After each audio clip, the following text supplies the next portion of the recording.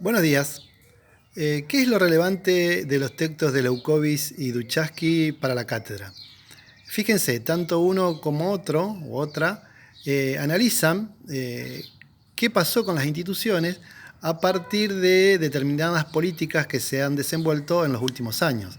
De allí es que esa capacidad regulatoria que tenía la institución, dirá Leucovis, comienza a caer, comienza a destituirse en cuanto a ese poder instituyente que tenía de homogeneización, ¿sí?, y de normatización de los comportamientos, ¿sí? Por eso él hablará que en una primera etapa las instituciones, a partir de la organización estatal, construyeron un tipo de subjetividad que él le llama subjetividad estatal, justamente.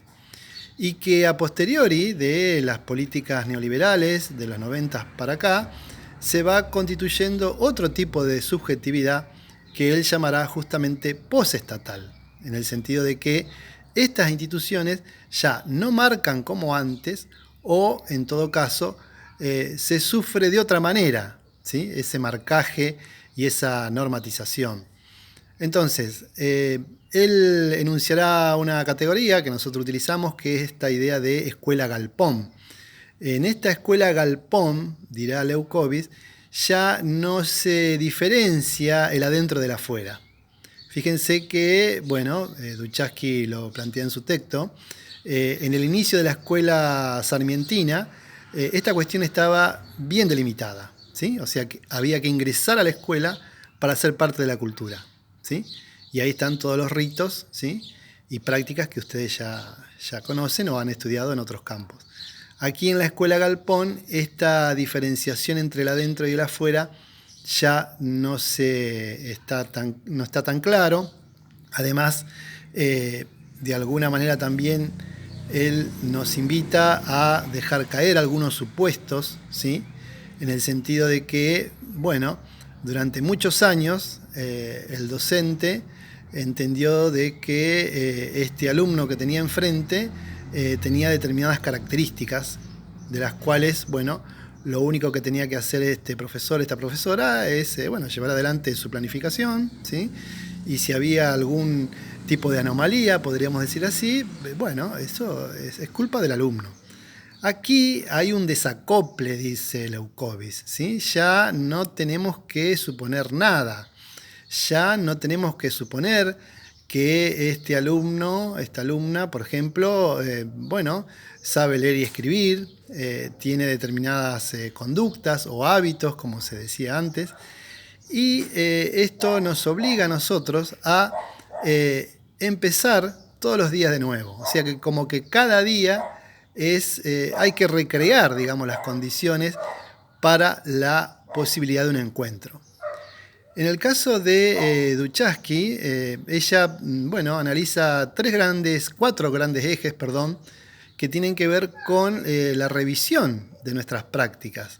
¿En qué sentido? En el sentido que ella nos va a decir que se ha caído una ilusión, ¿sí?, de entender de que esta escuela es para todos, o que la escuela garantiza, digamos, una permanencia, modificaciones, ¿sí?, en los comportamientos y la construcción de la ciudadanía. O sea que se cae esa ilusión y de pronto hay que barajar y dar de nuevo. Por otro lado, ella también va a plantear que se produce un estallido de las representaciones, en el sentido de que ya, preguntarnos qué significa hoy ser alumno o alumna, qué significa hoy ser docente, ¿sí? Ya se sabe que el prestigio que otrora tenía el docente está por el suelo, además de su situación de precarización laboral, cuestiones salariales, o sea, hay un atravesamiento de determinadas problemáticas que hace que de pronto este docente de hace 30, 40 o 50 años ya se haya mutado en otra cosa, ¿sí? Pensemos también en esta situación de pandemia, el sinnúmero de tareas y actividades que tuvimos que desenvolver y que de pronto nos hacía estar en otro estado de situación en cuanto a lo que es nuestro oficio en relación a lo que es el acompañamiento de los estudiantes, ¿sí?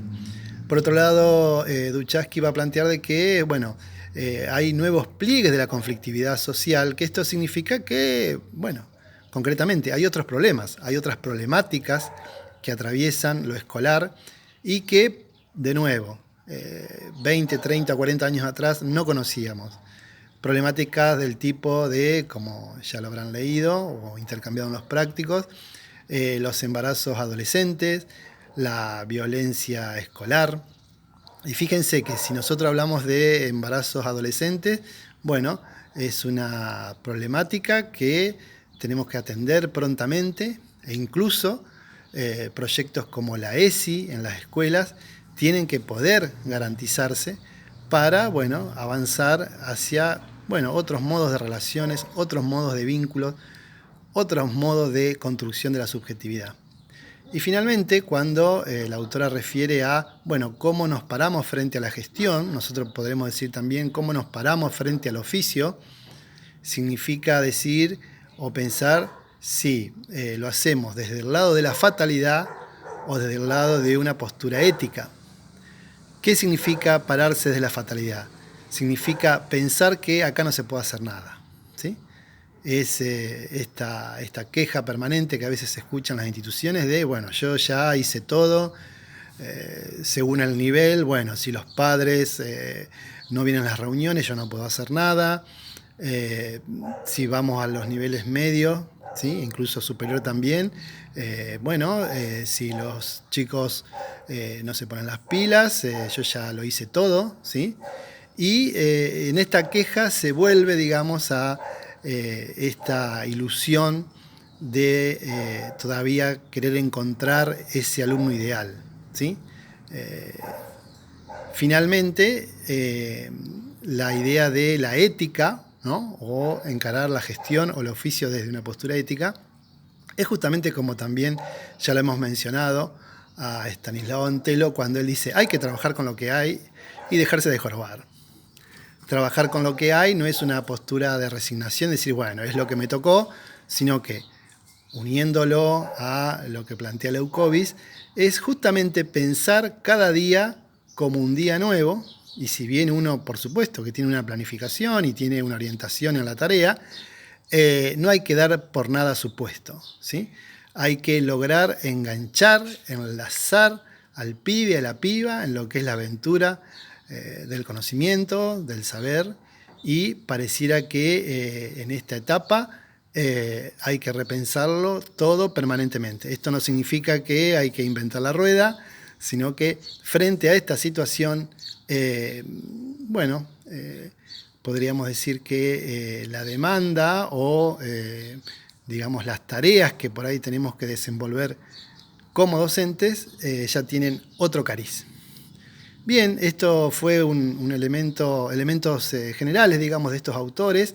A nosotros nos permite, como cátedra, culminar una caracterización que comenzamos, ¿sí? En las primeras enunciaciones, a partir de lo que es la institución, los tipos de cultura, ¿sí? Lo que es el análisis institucional y finalmente pensar justamente a estas instituciones en esta etapa. Buenos días.